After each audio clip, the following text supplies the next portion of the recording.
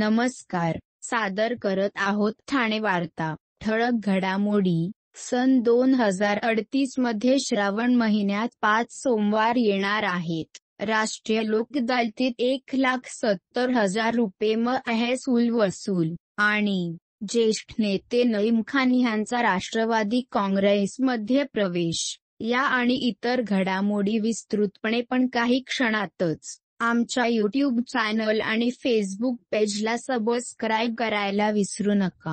ठाणे वार्ता पहा श्रीस्थानक वाहिनीवर. आता सकाळी 9:15 पासून रात्री 9:15 पर्यंत ठाणे वार्ता, ठाण्यातील पहिलं दृकश्राव्य माध्यम. ठाणे वार्ता आणि श्रीस्थानक वाहिनीचं लाईव्ह स्ट्रीमिंग ठाणेवार्ता.com वरील लाईव्ह स्ट्रीमवर क्लिक करा आणि अगदी मोबाईलवरही ठाणे वार्ता श्रीस्थानक वाहिनीचा आनंद लुटा. यासाठी आमचं ॲप डाउनलोड करा. ठाणे वार्ता पहा श्रीस्थानक वाहिनीवर. आता सकाळी 9:15 पासून रात्री 9:15 पर्यंत ठाणे वार्ता, ठाण्यातील पहिलं दृकश्राव्य माध्यम.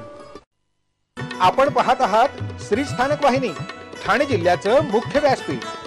माजी सैनिक विधवा यांच्या पाल्याचा 10वी-12वीत मिळवलेल्या यशाबद्दल महसूल सप्ताहानिमित्त विशेष सत्कार करण्यात येणार आहे. ठाणे पालघर सैनिक कल्याण कार्यालयाच्या कार्यक्षेत्रातील सर्व माजी सैनिक विधवा यांचे पाल्य शैक्षणिक वर्ष 2023-2024 मध्ये शालांत परीक्षा आणि उच्च माध्यमिक परीक्षेमध्ये 90% पेक्षा जास्त गुण मिळवून उत्तीर्ण होऊन पुढील शिक्षण घेत आहेत. तसेच पदवी किंवा पदव्युत्तर शिक्षण घेत असलेल्या विद्यापीठात प्रथम क्रमांकाने उत्तीर्ण झाले आहेत किंवा ज्या माजी सैनिक विधवा यांच्या पाल्यांना IIMs अशा नामवंत संस्थांमध्ये प्रवेश मिळाला आहे. तसेच राष्ट्रीय आणि आंतरराष्ट्रीय पातळीवर खेळातील पुरस्कार प्राप्त खेळाडू, साहित्य, संगीत, गायन, नृत्य इ क्षेत्रातील उत्कृष्ट कामगिरी करणारे, पूर, जळीत, दरोडा, अपघात इतर नैसर्गिक आपत्तीमध्ये बहुमोल कामगिरी करणारे तसेच देश राज्याची प्रतिष्ठा वाढवतील अशा स्वरूपाचे लक्षणीय काम करणारे माजी सैनिक पत्नी पालक इत्यादींचा महसूल सप्ताहानिमित्त 5 ऑगस्टला विशेष सत्कार करण्यात येणार आहेत. पात्रताधारक लाभार्थींनी त्वरित 25343174 आणि 9,92,16,580 या क्रमांकावर संपर्क साधावा असे आवाहन निवृत्त जिल्हा सैनिक कल्याण अधिकारी प्रज्वल जाधव यांनी केले आहे. ज्येष्ठ नेते ठाणे महापालिकेचे माजी महापौर नईम खान यांनी मुंबई येथील प्रदेश कार्यालयामध्ये उपमुख्यमंत्री अजित पवार यांच्या उपस्थितीत राष्ट्रवादी काँग्रेस पक्षामध्ये जाहीर प्रवेश केला. यावेळी प्रांताध्यक्ष खासदार सुनील तटकरे यांनी त्यांची महाराष्ट्र प्रदेश उपाध्यक्षपदी नियुक्ती केली आहे. नईम खान यांचा पक्ष प्रवेश प्रदेश प्रवक्ते, ठाणे जिल्हाध्यक्ष आनंद परांजपे आणि प्रदेश सरचिटणीस तथा अल्पसंख्याक निरीक्षक नजीब मुल्ला यांच्या पुढाकाराने झाला आहे.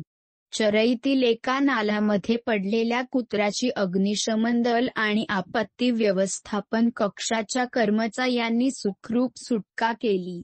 आज सकाळच्या सुमारास चरईतील एका नाल्यात कुत्रा पडल्याची तक्रार आपत्ती व्यवस्थापन कक्षाकडे दाखल झाली होती. त्यानुसार घटनास्थळी धाव घेऊन श्वान पथकाचे कर्मचारी, आपत्ती व्यवस्थापन कक्षाचे कर्मचारी आणि अग्निशमन दलाचे जवानांनी नाल्यामध्ये पडलेल्या कुत्र्याची सुखरूप सुटका केली. सर्व नागरिकांना आवाहन करण्यात येत आहे की सध्या डासांमार्फत पसरणाऱ्या डेंग्यू या आजाराचा प्रसार रोखण्यासाठी प्रत्येकाने पुढील प्रमाणे कार्यवाही करावी. डेंग्यू आजार एडिस इजिप्ती हा डास चावल्याने होतो. या डासांची पैदास साचलेल्या किंवा साचवलेल्या स्वच्छ पाण्यामध्ये होते. 8 दिवसांपेक्षा जास्त दिवस पाणी उघडे व साचून राहिल्यास त्यात डास अंडी घालतात. अंड्यांच्या अळ्या तयार होऊन पुढे डास तयार होतात. यासाठी आपल्या घरातील पाणी साठे उदाहरणार्थ बॅरल्स, पिंपे, टाक्या, हौद, रांजणे इत्यादी दर आठवड्याला रिकामे करून घासून पुसून कोरडे करून पुन्हा भरावे. 1 दिवस कोरडा दिवस म्हणून पाळावा.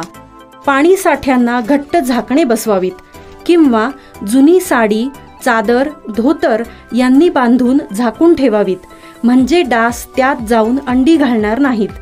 घराच्या गच्चीवर, आजूबाजूला, अंगणात कोठेही पाणी साचू देऊ नये. भंगार सामान उघड्यावर टाकू नये. उदाहरणार्थ टायर्स, प्लास्टिक सामान, कुंड्या, टाकाऊ वस्तू इत्यादी. अशा सामानात पावसाचे पाणी साठून त्यात डेंग्यूच्या डासांची पैदास होते. घरातील कूलर्स, फ्रीजच्या पाठीमागील ट्रे हे देखील वेळोवेळी कोरडे करावेत. लक्षात ठेवा, नुसत्या फवारणीने डास घनता कमी होत नाही, तर त्यासाठी डास पैदास ठिकाणे नष्ट करणे ही आपल्या सर्वांची जबाबदारी आहे. कोणताही ताप अंगावर न काढता जवळच्या शासकीय रुग्णालयात मोफत औषधोपचार घ्या. अशा प्रकारे नागरिकांनी सहकार्य केल्यास डेंग्यूचा प्रसार रोखणे सहज शक्य आहे. यंदा सोमवार 5 ऑगस्ट पासून मंगळवार 3 सप्टेंबर पर्यंत श्रावण महिना आला आहे. त्यामुळे यावर्षी श्रावण महिन्यात 5 सोमवार आणि 5 मंगळवार आले आहेत. यापूर्वी सन 2021 मध्ये 5 सोमवार आले होते. मात्र हा दुर्मिळ योग नाही, कारण 3 वर्षांपूर्वी सन 2021 मध्ये श्रावण महिन्यात 5 सोमवार आले होते.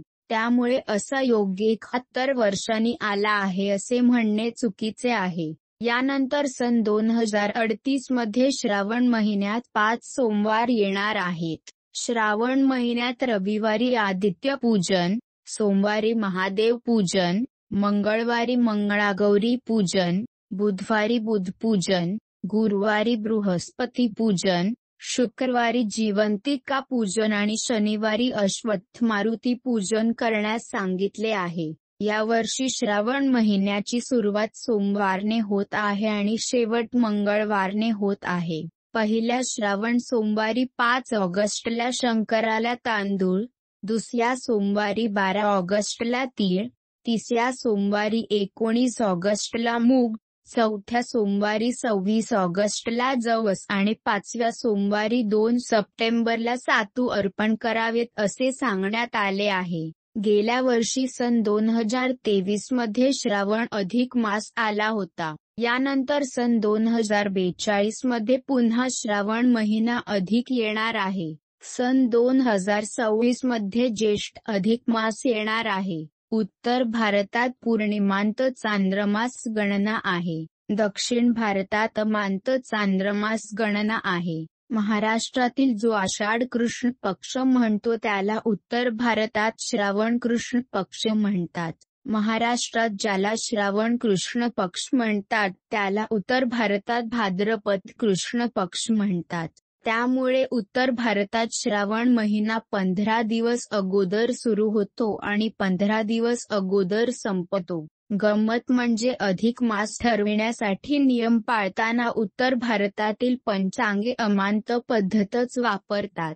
भारतातील पंचांगकर्त्यांनी याबाबत एकमत करावे यासाठी आपण प्रयत्नशील आहोत असे पंचांगकर्ते, खगोल अभ्यासक डॉ. सोमणी यांनी सांगितले. राष्ट्रीय लोक अदालतीत एकूण 16 प्रलंबित वाहनांच्या तडजोड शुल्कांतर्गत 1,70,400 रुपये महसूल वसूल करण्यात आला. या लोक अदालतीमध्ये एकूण 85 वाहनांचे मालक चालक प्रतिनिधी हजर होते. यावेळी उपस्थित वाहनांचे मालक चालक प्रतिनिधी यांच्या समस्यांचे निराकरण अधिकाऱ्यांमार्फत करण्यात आले. यावेळी प्रादेशिक परिवहन कार्यालय, ठाणे यांच्या मार्फत ठाणे प्रादेशिक परिवहन अधिकारी हेमांगिनी पाटील तसेच उपप्रादेशिक परिवहन अधिकारी रोहित काटकर यांच्या मार्गदर्शनाखाली सहाय्यक प्रादेशिक परिवहन अधिकारी ठाणे प्रसाद नलवडे, मोटार वाहन निरीक्षक जिग्नेश गायकवाड, सहाय्यक मोटार वाहन निरीक्षक सागर नलावडे, सहाय्यक मोटार वाहन निरीक्षक सागर पाटील आणि कनिष्ठ लिपिक किरण कंटे यांनी कामकाज केले. वाहन चालक मालक यांचा प्रतिसाद पाहता अशाच प्रकारे राष्ट्रीय लोक अदालत नोव्हेंबर महिन्यात आयोजित करण्यात येणार आहे. आपण पाहत आहात श्री स्थानक वाहिनी, ठाणे जिल्ह्याचं मुख्य व्यासपीठ. ठाणे वार्ता पहा श्री स्थानक वाहिनीवर. आता सकाळी 9:15 पासून रात्री 9:15 पर्यंत ठाणे वार्ता, ठाण्यातील पहिलं दृकश्राव्य माध्यम. ठाणे वार्ता आणि श्री स्थानक वाहिनीचं लाईव्ह स्ट्रीमिंग ठाणेवार्ता.com वरील लाईव्ह स्ट्रीमवर क्लिक करा आणि अगदी मोबाईलवरही ठाणे वार्ता श्री स्थानक वाहिनीचा आनंद लुटा. यासाठी आमचं ॲप डाउनलोड करा. ठाणे वार्ता पहा श्री स्थानक वाहिनीवर. आता सकाळी 9:15 पासून रात्री 9:15 पर्यंत ठाणे वार्ता, ठाण्यातील पहिलं दृकश्राव्य माध्यम.